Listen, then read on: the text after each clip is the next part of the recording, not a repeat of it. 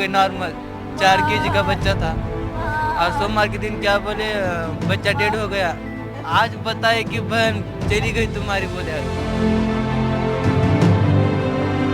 बदबू इतनी तेज है कि हमें यहाँ पे खड़े होने में भी मुश्किल हो रही है। एक कर्मचारी 4 वार्ड संभाल रहा है, जबकि एक वार्ड में 2 से 3 कर्मचारी हो रहे हैं।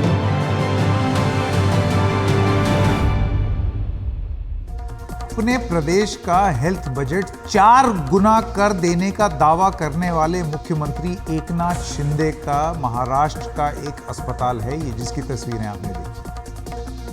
आप देख रहे हैं खबरों की खबर, मैं हूं संकेत उपाध्याय। महाराष्ट्र में नांदेड़ के सरकारी अस्पताल में मरने वालों की तादाद थमने का नाम नहीं ले रही। 48 घंटे में 35 मरीज इस अस्पताल में जान गंवा चुके। 35 मरीज यानी कि 35 परिवारों के घरों में मातम, एक झटके में 2 दिन के अंदर। इस सरकारी अस्पताल में आखिर ऐसी अव्यवस्था क्यों हुई, यह सवाल सबके जहन में। हमारी सहयोगी पूजा भारद्वाज आज दिन भर इसी अस्पताल में थी, और आप ये सोचेंगे कि अक्सर आनन फानन में जब इस तरीके की चीजें होती हैं तो जो 4 गुना बजट बढ़ा है, जिसका एकनाथ शिंदे बहुत बखान कर रहे थे, आनन फानन में कम से कम सफाई होगी। लेकिन जो खुलेआम कैमरे में कैद हो रहा था, लोगों के आंखों में जो आंसू कैद हो रहे थे, मृतकों के परिजनों का जो हालत थी उनकी, वो कैद हो रही थी। जो मरीज भर्ती हो रहे हैं उनकी परेशानी और उनका कष्ट जो कैमरे में दिख रहा था, अस्पताल का हाल बेहाल होना था वो दिख रहा था, पर्याप्त डॉक्टर ना होना ये दिख रहा था, पर्याप्त नर्सिंग स्टाफ ये दिख रहा था कि वो नहीं है, दवाओं और बेड्स की कमी दिख रही थी, साफ पानी की जद्दोजहद दिख रही थी। उसी के साथ साथ बहुत सारी चीजें बहुतायत में दिख रही थी। कचरा बहुतायत में दिख रहा था, गंदे जो बाथरूम हैं वो बहुतायत में दिख रहे थे, यहां तक कि सुअर, पिग ये बहुतायत में दिख रहे थे। ये उस प्रदेश का हाल है जहां पर यह दावा किया जाता है कि हेल्थ व्यवस्था यानी कि स्वास्थ्य के लिए बजट 4 गुना कर दिया गया। देखिए पूजा की रिपोर्ट।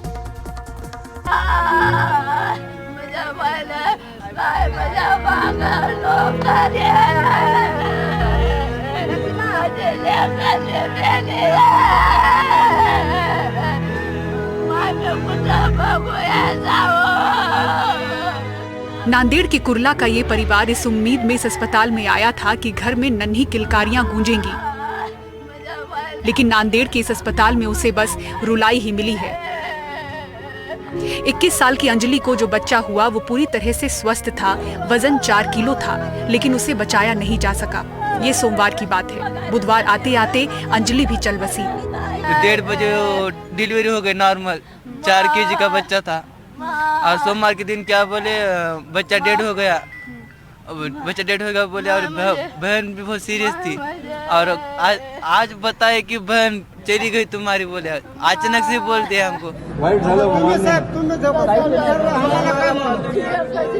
अस्पताल पहुंच रहे नेताओं के सामने बदहवास परिवार गुहार लगा रहा है, बताता हुआ कि यहाँ देखने वाले सीनियर डॉक्टर नहीं थे।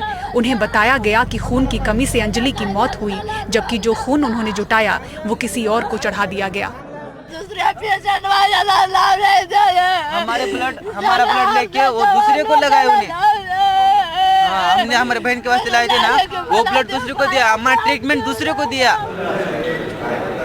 Doctor Shankar Rao Chauhan medical college and hospital Nanded का ये सरकारी अस्पताल बीते 3 दिनों से सुर्खियों में है, क्योंकि 48 घंटे में 30 से भी ज़्यादा मौतें इस सरकारी अस्पताल ने देखी हैं, जिससे न सिर्फ महाराष्ट्र राज्य बल्कि पूरा देश हिल चुका है। अस्पताल प्रबंधन और सरकार भले ही अपने बचाव में जो कुछ भी कहे, लेकिन हमारी यानी कि एनडीटीवी की इस अस्पताल के भीतर की 24 घंटे की पड़ताल जो है वो आपको चौंका देगी।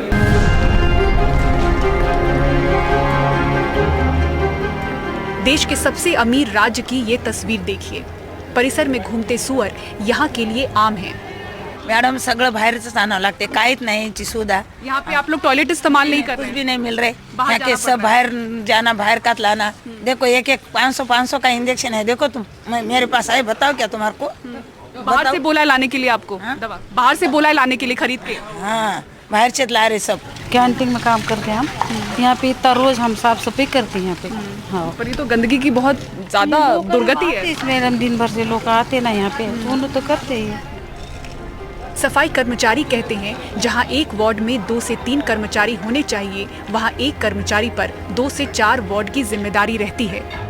वार्ड नंबर 1 को 2-3 कर्मचारी ऐसा रहना चाहिए। एक कर्मचारी 2-2 वार्ड कहाँ से संभालेगा? एक कर्मचारी 2-2 वार्ड 3-3 वार्ड कहाँ से संभालेगा? एक कर्मचारी 4 पे वार्ड संभालता, 4 वार्ड संभाल सकता क्या बताओ आप? एक कर्मचारी 4 वार्ड संभाल रहा है, जबकि एक वार्ड में 2 से 3 कर्मचारी होने। हाँ, एक वार्ड में 4 कर्मचारी रहते। वार्ड नंबर 18 की आप तस्वीर देखें। हम किसी तरह से अस्पताल के अंदर आ पाए। गर्भवती महिलाओं के वार्ड नंबर 18 में देखा, एक बेड पर 2 से 3 मरीज। एक को बेड नहीं मिला तो जमीन को ही बेड बना लिया। 10 दिन अब ऐसे ही काटने हैं। एक बेड पे 2 लोग कैसे आप लोग मैनेज कर रही हैं? क्या करना है, ऐसे करना पड़ रहा है। सबसे ज़्यादा जो मरीजों की संख्या है वो इन महिलाओं की है, गर्भवती महिलाओं की है यहाँ पर, तो इनके लिए ये बंदोबस्त होना चाहिए। और एक महिला आप देखें ज़मीन पर ही यहाँ पर बैठी हुई हैं। आपके लिए बेड नहीं है मैडम? इस पर नहीं, आप ज़मीन पे बैठी इसलिए आपसे बात कर रही थी। आपके लिए बेड नहीं है यहाँ पर? नहीं। इस पूरे वार्ड में देखें, स्टाफ के नाम पे कोई नज़र नहीं आ रहा। कचरा आप नीचे भी देख सकते हैं आसपास किस तरह से, और गर्भवती महिलाएं हैं यहाँ पर, किस तरह से उन्हें इन्फेक्शन का आप सोच सकते हैं कि खतरा रहता है। और आप यहाँ के बाथरूम की भी हालत देखिए। यहाँ कैसे आप लोग जाते हैं? क्या जाते इस्तेमाल करते हैं क्या इसका? नहीं, बाहर जाते, पानी नहीं बाथरूम में। पानी नहीं है बाथरूम में? नहीं, पानी नहीं है। इधर एक बाथरूम है। लेकिन ये जो वार्ड के अंदर का बाथरूम है, ये काम नहीं, इसमें पानी नहीं है। ये सब दवाखाने में वैसे है। और जो भी पेशेंट आते मेरे, तो मैं देखे वाली हूँ, मेरे को लगता है कि कहाँ मीडिया वाले देखते नहीं, आमदार खासदार देखते नहीं, तो ये लोग क्या करेंगे? गौर ये मरने ही वाले ना। और डॉक्टरों को पूछने हैं, डॉक्टर झिड़कियाँ देते, हम हमारा ट्रीटमेंट कर रहे हैं ना, तुम क्या करने का है?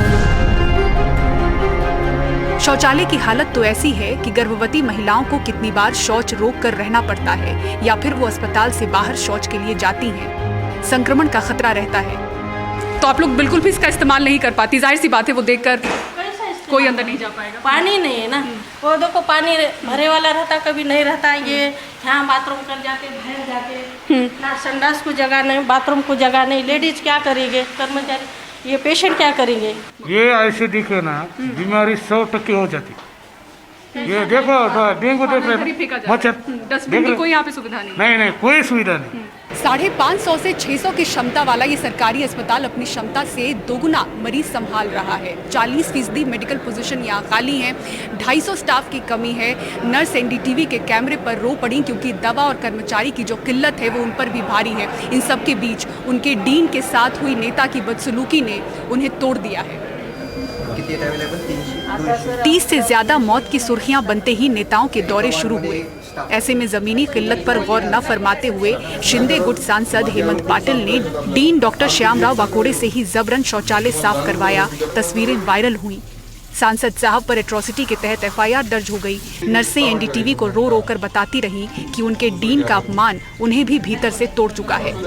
एक पेशेंट थी, उसका कोई भी नहीं था। इतना काम करते हो, गरीब पेशेंट को खुद से काम करते, बहुत काम करते, लेकिन ऐसा नहीं होना चाहिए था। अभी एक पहला दिन हमको ऐसा मिला कि वो रात दिन काम करते, डिपार्टमेंट का भी काम करते, उधर का भी काम करते, पेशेंट को भी देखते, ड्रेसिंग तक करते सर पेशेंट का। अब भी डेन बनने के बाद भी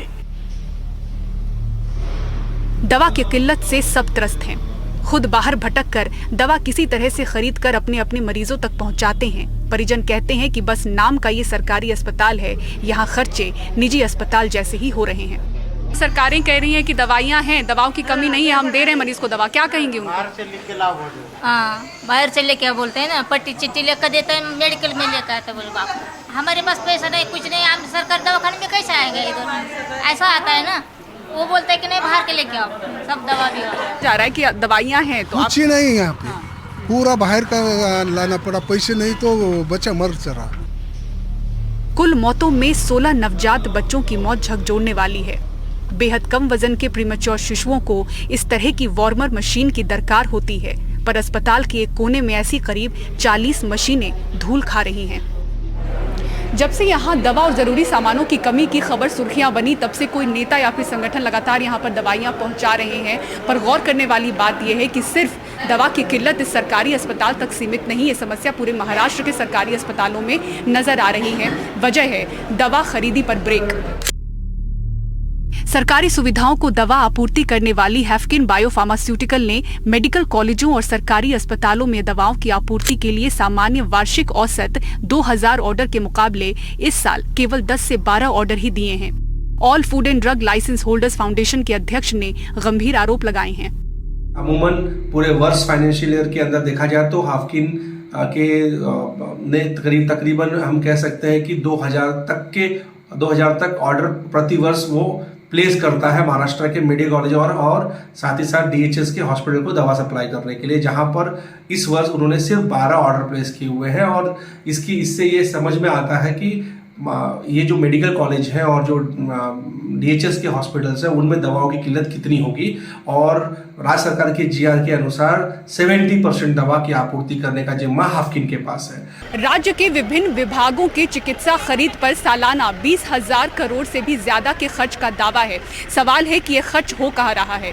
धूल खाते उपकरण, दवा, कर्मचारियों की भारी किल्लत और इस बीच 300 से भी ज्यादा डॉक्टरों का अचानक ट्रांसफर स्वास्थ्य विभाग की पोल खोल रहा है। इस सरकारी अस्पताल पर सिर्फ एक जिले की नहीं बल्कि आसपास के अकोला, परभणी, यवतमाल, हिंगोली, तेलंगाना के भी मरीज आते हैं। वहाँ का भी भार है। इस सोच के साथ वो आते हैं कि मुफ्त में अच्छा इलाज हो, लेकिन सच्चाई आपके सामने है। नेता कुछ भी कहें, आप तस्वीरों पर यकीन करें क्योंकि ये झूठ नहीं बोलती। नांदेड़ से कैमरा पर्सन प्रवीण जी रोहित के साथ पूजा भारद्वाज, NDTV इंडिया। याद कीजिए, जिस दिन नांदेड़ के अस्पताल में मौतों का ये सिलसिला शुरू हुआ, उसी दिन महाराष्ट्र के मुख्यमंत्री एकनाथ शिंदे NDTV के एक कार्यक्रम में थे और अपनी सरकार की खूब पीठ थपथपा रहे थे। थपथपाते हुए थक नहीं रहे थे। उन्होंने दावा किया कि उन्होंने एक साल में स्वास्थ्य सेवाओं का बजट 3 गुना नहीं 4 गुना बढ़ा दिया। मेरा पहला सवाल ये है शिंदे साहब, पिछले साल जब हमने ये कार्यक्रम किया था, 9वां साल था, आप इस मंच पर आए थे और इस मंच पर आकर के आपने एक वादा किया था और वो वादा ये था कि मैं महाराष्ट्र का हेल्थ बजट, हेल्थ की तरफ, हमारा स्वास्थ्य की तरफ हमारा थोड़ा रुझान ज़्यादा रहेगा, हम वो बजट बढ़ाएंगे। आज क्या मैं आपसे ये पूछ सकता हूँ कि वो वादा आपने पूरा किया है? जो मैंने कहा था कि ये हेल्थ में ज़्यादा हम काम करेंगे, हमारा राज्य ज़्यादा काम करेगा, ये आपको मैं बताऊंगा कि यहाँ पर हमारी सरकार ने पूरे राज्य में आज हेल्थ सुविधाएं बढ़ाने का काम किया है। मतलब आपने कहा था कि हेल्थ बजट बढ़ाएंगे, दुगना करेंगे, मेरे ख्याल से तिगना चौगुना हो गया है। पूजा भारद्वाज हमारे साथ अब जुड़ रही हैं। पूजा, ये जो दावे किए गए कि 3 गुना 4 गुना बजट बढ़ा दिया जाएगा हेल्थ का, स्वास्थ्य व्यवस्था का, उसकी पोल तो आपने अपनी रिपोर्ट में खोल दी। यानी कि जब ये 2 अक्टूबर को ये हुआ और उसके बाद से लगातार एक के बाद एक VIP मूवमेंट हो रहा है। आप जब अपनी स्टोरी भी दे रही थी उसमें हम देख रहे थे एक से बढ़कर एक VIP गाड़ियां, पुलिस बंदोबस्त, लेकिन स्थिति मरीजों की नहीं सुधरी। जी बिल्कुल संकेत, और ये जो तस्वीरें हैं बीते 3 दिनों से हम यहाँ पर देख रहे हैं, VVIP मूवमेंट है। यहाँ पर लगातार दवाइयाँ भी पहुँचाई जा रही हैं क्योंकि सुर्खियाँ बन रही हैं कि दवाइयों की कमी है। लेकिन यहाँ पर आम लोग जो मौजूद हैं, जो परिजन हैं, उनके लिए ज़िंदगी नहीं बदली है। इन्होंने कहा है बस थोड़े समय का, यहाँ पर एक पीपली लाइव तरह की तस्वीरें बन रही हैं कि मीडिया वाले आ रहे हैं, हमसे सवाल कर रहे हैं, आपको लगता है कि दवाइयाँ पहुँच रही है, लेकिन उनके हाथ में अभी भी पर्ची थमाई जा रही है और वो बाहर जा रहे हैं, दवाइयाँ खरीद रहे हैं। इनसे मैं बात करूँ उससे पहले तस्वीरें ज़रा आपको दिखा दूँ क्योंकि यहाँ पर बड़ी संख्या में लोग इकट्ठा हो गए, इसलिए यहाँ पर आप जो देखें, जो परिजन इंतज़ार कर रहे हैं, इनके बीच में जो सुअर की तस्वीर हमने सुबह आपको दिखाई थी, वही सुअर इनके बीच में घूम रहे थे। अभी चूंकि इनको यहाँ से हकाल के कोने में किया गया है, तो वो तस्वीरें भी आप देखेंगे कि गंदगी और उसके बीच में वहाँ पर सुअर घूमते हुए।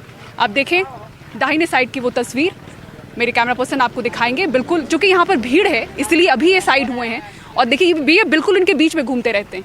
तो किस तरह से इस परिसर में, अस्पताल के परिसर की आप ये तस्वीर देख रहे हैं। थोड़ा सा और दाहिने आप तरफ देखेंगे तो मेरे कैमरा पर्सन आपको दिखाएंगे गंदगी की तस्वीर। यहाँ पर देखिए पानी इकट्ठा है, डेंगू के बहुत ज़्यादा मरीज बढ़े हैं, उसके बीच में आप देखिए ये तस्वीर अस्पताल के परिसर में, और सुअर इस वक्त भी यहाँ पर घूमते हुए। तो कुत्ते, सुअर इस तरह से परिसर में आपको ये आम तस्वीरें हैं। जो परिजन भी हैं वो कहते हैं हम तो इन्हीं के बीच में सोते हैं।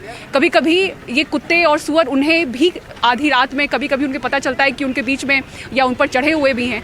इनसे ही हम पूछते हैं क्या ये आम तस्वीर है आप लोगों के लिए, जिस तरह से यहाँ पर गंदगी है, सुअर इकट्ठा हो रहे हैं? आम तस्वीर है हर रोज की आम तस्वीर है? आम तस्वीर रोज की आम तस्वीर है। ये तो रोज होने वाला चाहिए। कुछ पब्लिक का भी है, कॉपरेट करना जरूरी है। कचरा जो खाते करते तो फेंकते हैं, इसलिए सुअर हो रहे हैं। बाकी तो अंदर तो पर नियमता सफाई वगैरह होती है यहाँ पर? होती है, पब्लिक करती है उसको, ज्यादा कर खराब कर दे रहे पब्लिक। अब जो सोते जो खाते शाम में खाना आता है। आप अस्पताल से ही हैं? ठीक है, आप अस्पताल से ही या परिजन है? कौन? हमें परिजन में। आप अस्पताल से हैं क्या?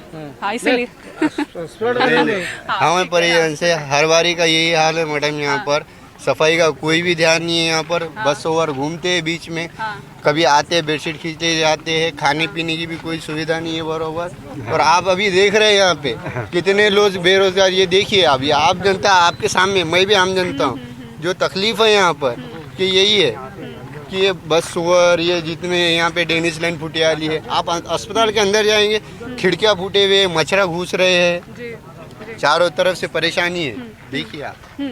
अच्छा, ये भी बताइए, यहाँ पर लगातार जो नेता आ रहे हैं, दवाइयाँ लेकर पहुँच रहे हैं, स्टॉक यहाँ पर आ रहा है, लेकिन क्या आप लोगों को दवाइयाँ दी जा रही हैं? क्या आप लोगों को दवाइयाँ दी जा रही हैं? अभी भी पर्ची लिख के दिया जा रहा है कि बाहर से दवाई लेकर आइए।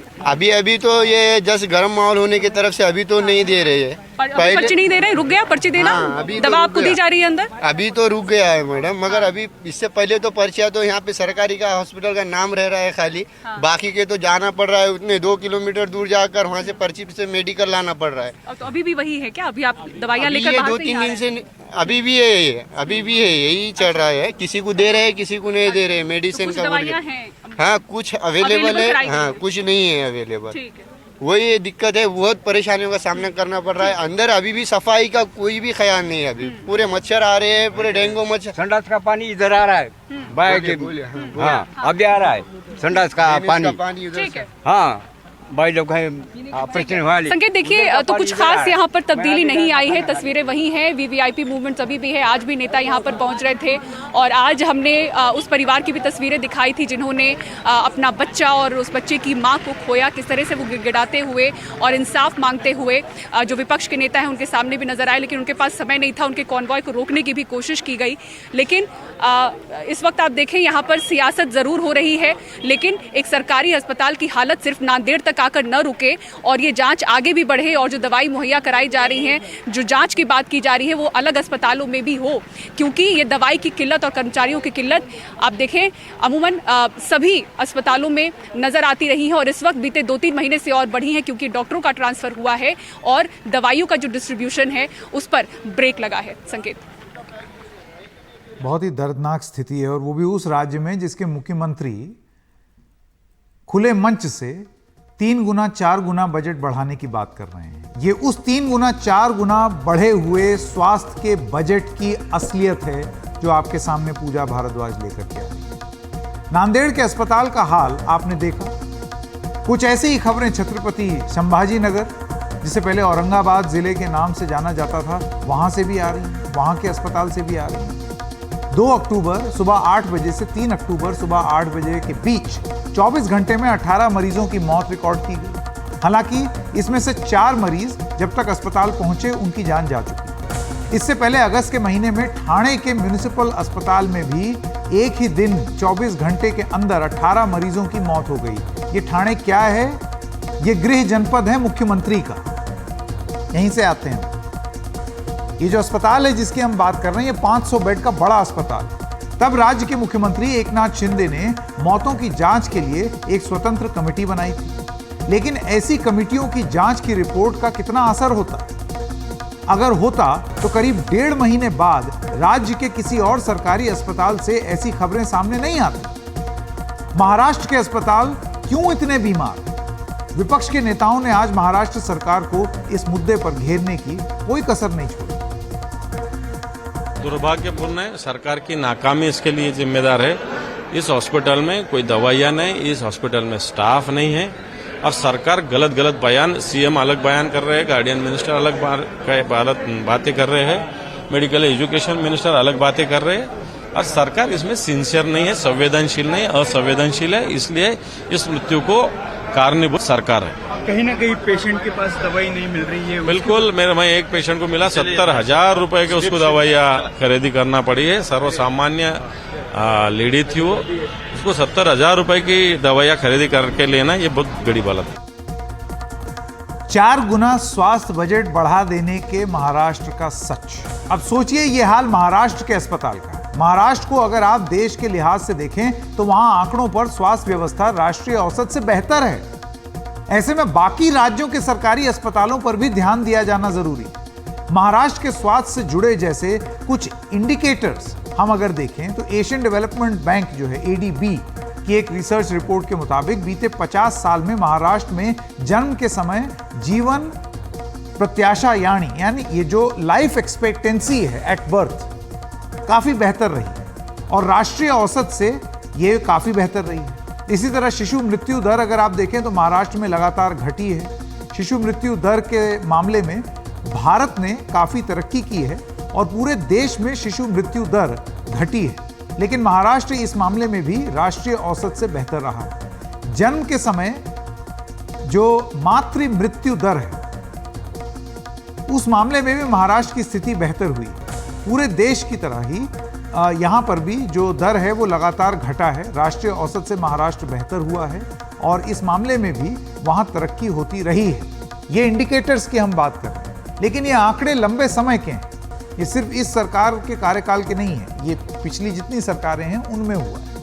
बीते 6-7 साल में भी महाराष्ट्र का ये ट्रेंड जारी है और अगर नीति आयोग की भी रिपोर्ट पर अगर निगाह डालें तो देश के राज्यों की सेहत के मामले में महाराष्ट्र का बड़े राज्यों में ठीक ठाक ही प्रदर्शन रहा है। नीति आयोग स्वास्थ्य के 24 प्रमुख पैमानों पर देश के सभी राज्यों का हेल्थ इंडेक्स यानी कि स्वास्थ्य सूचकांक जारी करता है। दिसंबर 2021 में जारी नीति आयोग की रिपोर्ट में रेफरेंस ईयर यानी कि संदर्भ वर्ष 2019-20 को अगर लिया गया है बेस ईयर, तो उसके मुकाबले इसकी तुलना की गई। 2021 की रिपोर्ट के मुताबिक हेल्थ इंडेक्स में बड़े राज्यों में केरल सबसे ऊपर है और इसके बाद आंध्र प्रदेश और तीसरे नंबर पर महाराष्ट्र है, यानी कि लगातार उसकी परफॉर्मेंस टॉप 3, टॉप 5 में रही है इन सब इंडिकेटर्स में। पर आप जरा एक बार सोचिए कि अगर ये हाल इतने अच्छे परफॉर्म करने वाले महाराष्ट्र राज्य की है तो फिर जो राज्य पीछे छूट गए हैं उनकी स्थिति कितनी खराब होगी, ये भी तो हमको एक बार सोचना होगा। इसके बारे में भी हमको अपना ध्यान आकर्षित करना होगा। तो महाराष्ट्र की स्वास्थ्य सेवाओं के बारे में तो आपने जान लिया, लेकिन ये जो नेताओं की जुबान बीमार हो चली है उसका जिक्र भी जरूरी है। दरअसल जुबान बड़ी चीज है। कहते हैं कि तलवार से तेज भी होती है और शहद से मीठी भी, इसलिए हमेशा इसका इस्तेमाल संभल कर करना चाहिए, क्योंकि जो घाव तलवार नहीं करती वो जुबान कर सकती है। और अगर नेताओं की बात की जाए तो उन्हें तो और संभल कर करना चाहिए, क्योंकि वो लाखों करोड़ों लोगों को रिप्रेजेंट करते हैं, उनके नुमाइंदे होते हैं। ये भी जरूरी है कि ये देखा जाए कि हमारे नेताओं का इस मामले में ट्रैक रिकॉर्ड क्या रहा है। कई महत्वपूर्ण मामलों में रिसर्च से जुड़ी संस्था एसोसिएशन फॉर डेमोक्रेटिक रिफॉर्म्स यानी कि ADR ने इससे जुड़ा एक आंकड़ा जारी किया। इसके मुताबिक देश के मौजूदा कुल 4,767 सांसदों और विधायकों में से 107 के खिलाफ 107 के खिलाफ हेट स्पीच यानी कि नफरत भरे बयान देने के केस दर्ज हैं। अगर संसद की बात करें तो कुल 763 सांसदों वाली संसद में 33 सांसदों ने चुनाव आयोग को जो अपने हलफनामे दिए हैं उसमें खुद अपने खिलाफ हेट स्पीच के केस होने की जानकारी दी। राज्यवार अगर देखा जाए स्टेट वाइज तो ऐसे सबसे ज्यादा 7 सांसद उत्तर प्रदेश से हैं, इसके बाद 4 तमिलनाडु हैं, 3 बिहार से हैं और कर्नाटक और तेलंगाना से हैं। पार्टियों के लिहाज से अगर देखा जाए तो मौजूदा सांसदों में से सबसे ज्यादा 22 सांसद भारतीय जनता पार्टी के, जिनके खिलाफ हेट स्पीच के केस दर्ज हैं। कांग्रेस के 2 सांसदों के खिलाफ हेट स्पीच के केस दर्ज हैं और जिन पार्टियों के एक सांसदों के खिलाफ केस दर्ज हैं वो हैं आम आदमी party, Shiv Sena Uddhav, AIMIM, AIUDF, DMK, MDMK, PMK, VCK और एक निर्दलीय 22 बीजेपी सबसे ज्यादा। अगर 33 सांसदों के खिलाफ हेट स्पीच के केस हैं तो देश की जो सभी राज्यों में जो विधानसभाएं हैं उनमें मौजूदा 4005 विधायकों में से 74 के खिलाफ हेट स्पीच के केस दर्ज। इनमें बिहार और उत्तर प्रदेश के 9 विधायक हैं, आंध्र प्रदेश, महाराष्ट्र और तेलंगाना के 6 विधायक, असम, तमिलनाडु के 5 विधायक, दिल्ली, गुजरात और बंगाल के 4 विधायक, झारखंड और उत्तराखंड के 2 विधायक शामिल हैं। इन विधायकों को अगर स्टेट वाइज, यानी कि हमने स्टेट वाइज तो आपको बता दिया, अब पार्टी वाइज बताते हैं। पार्टी वार अगर देखें तो सबसे ज्यादा 20 मौजूद विधायक भारतीय जनता पार्टी के, सांसद हेट स्पीच वाले बीजेपी के ज्यादा, विधायक हेट स्पीच वाले बीजेपी के ज्यादा। 13 विधायक कांग्रेस से, 6 विधायक आम आदमी पार्टी से, 5 विधायक समाजवादी पार्टी और YSR कांग्रेस के हैं, 4 विधायक DMK और RJD से हैं और 3 विधायक तृणमूल कांग्रेस से। पिछले 5 सालों में देश के मान्यता प्राप्त दलों में 480 ऐसे उम्मीदवारों को टिकट दिए हैं जिनके खिलाफ हेट स्पीच के केस दर्ज। इस विश्लेषण पर हमने बात की ADR के संस्थापक सदस्य जगदीप छोकर से। देखिए, पहली बात तो ये है कि ये नहीं है कि हेट स्पीच सिर्फ इलेक्शन की कैंपेन में ही होता है। हेट स्पीच तो वैसे भी होता रहता है और इसीलिए उनके ऊपर मुकदमे भी दर्ज हैं। और जिन लोगों ने अपने एफिडेविट में खुद शपथ लेकर लिख के दिया है कि उनके ऊपर हेट स्पीच के मुकदमे दर्ज हैं, उसका मतलब ये जरूरी नहीं है कि वो कैंपेन में हुए हैं, वो उससे पहले भी हो सकते हैं। और जहां तक आपने एक पर्टिकुलर पार्टी की बात की, उसी के एक सांसद ने भी अभी 2-4-6 दिन पहले ही संसद के कार्रवाई में भी उन्होंने हेट स्पीच का इस्तेमाल किया। इसलिए सोचा कि हेट स्पीच इतना हो रहा है तो जरा देखें तो सही, उसको क्वांटिफाई करके देखें। क्योंकि जैसे हमने क्रिमिनल केसेस के बारे में किया है कि ये सबको पता था कि क्रिमिनल केस होते हैं, लेकिन किसके खिलाफ कितने हैं, एग्जैक्ट नंबर कितना है, वो पता नहीं था। तो जब एग्जैक्ट नंबर पता चलता है तो जो सोसाइटी में गलत काम हो रहा है उसकी एक क्वांटिफिकेशन हो जाती है, फिर उससे आगे कंपेयर करने को भी मिलता है और ये भी पता लगता है कि किस हद तक ये चीज हो रही है। लोग कहते हैं जी होता रहता है, कोई कुछ कहता है, कोई कुछ कहता है, उसके बारे में सबूत नहीं है। हम लोगों ने ये सबूत निकाला है, इलेक्शन के लिए जो लोग अपने एफिडेविट देते हैं उनमें से ही निकाला है, तो इसमें गलती होने का सवाल नहीं है। हेट स्पीच अब नॉर्मल स्पीच होता जा रहा है। हेट स्पीच से हम लोगों को कोई तकलीफ लगता है नहीं होती, और ये बड़े अफसोस की बात है क्योंकि इससे जो देश की जनता के और देश के नई पीढ़ी के दिमाग में जो चीजें बैठती हैं उनको निकालना बहुत मुश्किल हो जाता है समय के साथ। तो इस तरह की बातें पब्लिक डिस्कोर्स में होना अच्छी बात नहीं है, लेकिन जैसा हमने पहले देखा है कि राजनीतिक दलों पे किसी बात का असर नहीं पड़ता, वो तो टिकट देते हैं ऐसे लोगों को और फिर वो ऐसे लोग चुन के भी आते हैं, जैसे वो क्रिमिनल लोगों को भी टिकट देते हैं और वो चुन के भी आते हैं। तो राजनीतिक दलों को इसका ख्याल करना चाहिए, और लेकिन वो करेंगे नहीं। तो हमारा ये ख्याल है कि या तो कोर्ट को कुछ कानून बनाने चाहिए या फिर इलेक्शन कमीशन को मॉडल कोड ऑफ कंडक्ट में कुछ बदलना चाहिए, जो लॉ कमीशन ने भी रिकमेंड किया है। अब चुनावों का मौसम करीब है। इस बीच प्रवर्तन निदेशालय यानी कि एनफोर्समेंट डायरेक्टरेट की सक्रियता पर सवाल खड़े होने शुरू हो गए। आपको याद होगा कि कल ही सुप्रीम कोर्ट ने एक बिल्डर से जुड़े एक केस की सुनवाई के दौरान एनफोर्समेंट डायरेक्टरेट को एक नसीहत दी थी। उन्होंने बोला था कि आपको सत्यनिष्ठा के प्राचीन मानकों के अनुरूप होना चाहिए और अपने रुख में प्रतिशोधी नहीं होना चाहिए। सुप्रीम कोर्ट की टिप्पणी है, आप प्रतिशोधी न बने, आपको देश की आर्थिक सुरक्षा बनाए रखनी है। मामला दूसरा था, लेकिन जो संदेश था वो साफ। इस पर विचार मंथन चल ही रहा था कि एनफोर्समेंट डायरेक्टरेट के अधिकारी आज सुबह आम आदमी पार्टी के राज्यसभा सांसद संजय सिंह के घर पहुंचे। उनके घर छापे की कार्रवाई शुरू हुई और शाम को एनफोर्समेंट डायरेक्टरेट ने संजय सिंह को गिरफ्तार किया। संजय सिंह को कथित दिल्ली शराब घोटाले के सिलसिले में गिरफ्तार किया गया है। संजय सिंह के कई और करीबी आम आदमी पार्टी के सांसदों के ठिकानों पर भी ईडी ने जांच की। संजय सिंह आम आदमी पार्टी के तीसरे बड़े नेता हैं जो गिरफ्तार हैं। इससे पहले कथित शराब घोटाले में दिल्ली के उप मुख्यमंत्री रहे मनीष सिसोदिया, उनको गिरफ्तार किया, जबकि हवाला मामले में पूर्व स्वास्थ्य मंत्री सत्येंद्र जैन की 16 महीने से गिरफ्तार।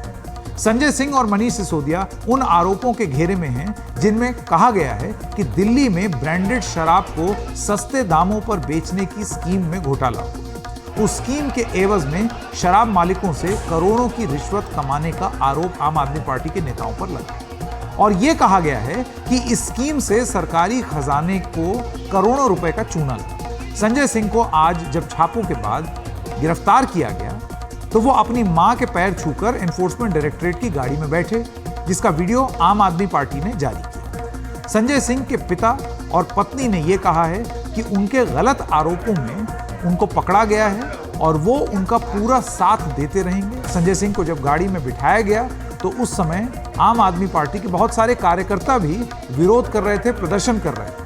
गिरफ्तारी से ऐन पहले संजय सिंह ने एक बयान रिकॉर्ड किया जिसे आम आदमी पार्टी ने गिरफ्तारी के बाद जारी किया। आज अचानक ईडी मेरे घर पे पहुंच जाती है, दिन भर छापेमारी की, सारी जांच की, सब कुछ खोद डाला, कुछ नहीं निकला।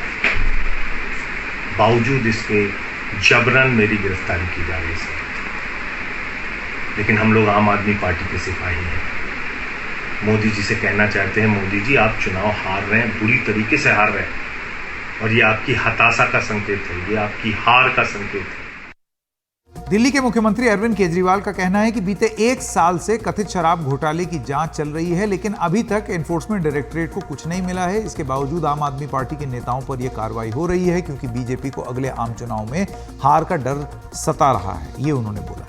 ऐसे ही बयान अन्य विपक्षी दलों के तरफ से भी आ रहे हैं, जबकि भारतीय जनता पार्टी का यह कहना है कि केजरीवाल का घोटाला बेनकाब हो गया। ये देश की जनता और दिल्ली की जनता जान चुकी है कि कोई सरगना है, किंगपिन है तो वो अरविंद केजरीवाल है। उन्हीं के इशारे पे ये शराब घोटाला दिल्ली में हुआ है। मुख्यमंत्री आवास ना हो गया, घोटाले का अड्डा हो गया, वहां वसूली हो रही है, कमीशन तय हो रही है। आम आदमी लाल बत्ती तोड़ दे तो कार्रवाई हो जाती है। अब ये पापी इतने खास हो गए कि ये करोड़ों का शराब घोटाला करेंगे और उसके बाद कहेंगे कि हम पे कार्रवाई जो हो रही है ये राजनीतिक द्वेष के कारण हो रही है। दुख जरूर होता, आश्चर्य नहीं हुआ। अब ये सिलसिला चलेगा चुनाव तक। प्रधानमंत्री जी अमित शाह जी की टीम ने आज घोषणा कर दी, आज ही नहीं कई हफ्तों से, कि आधिकारिक घोषणा हो गई है चुनाव की 2024 की।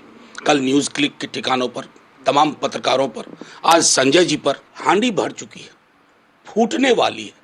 लेकिन इन संस्थाओं के जो चरित्र को आपने खराब किया है ना, कल को आप भी इसकी जिद में आएंगे, सनद रहे। इस शराब घोटाले के ऊपर इन्होंने 1000 से ज़्यादा रेड मार चुके हैं। पता नहीं कितने लोगों को गिरफ्तार कर चुके हैं। कहते हैं 100 करोड़ रुपए का शराब घोटाला है, लेकिन इनको इतनी रेड मारने के बाद भी चवन्नी भी नहीं मिली। अब चुनाव आ रहे हैं और जब से इंडिया अलायंस बना है, इंडिया अलायंस बनने की वजह से वो बुरी तरह से बौखलाए हुए हैं प्रधानमंत्री जी, क्योंकि उनको लग रहा है कि अगर ये अलायंस सक्सेसफुल हो गया, जो कि होगा, तो फिर मोदी जी हार रहे हैं, बुरी तरह से हार रहे हैं। और उस बौखलाहट का भी एक नतीजा है कि आज उनको गिरफ्तार किया गया है।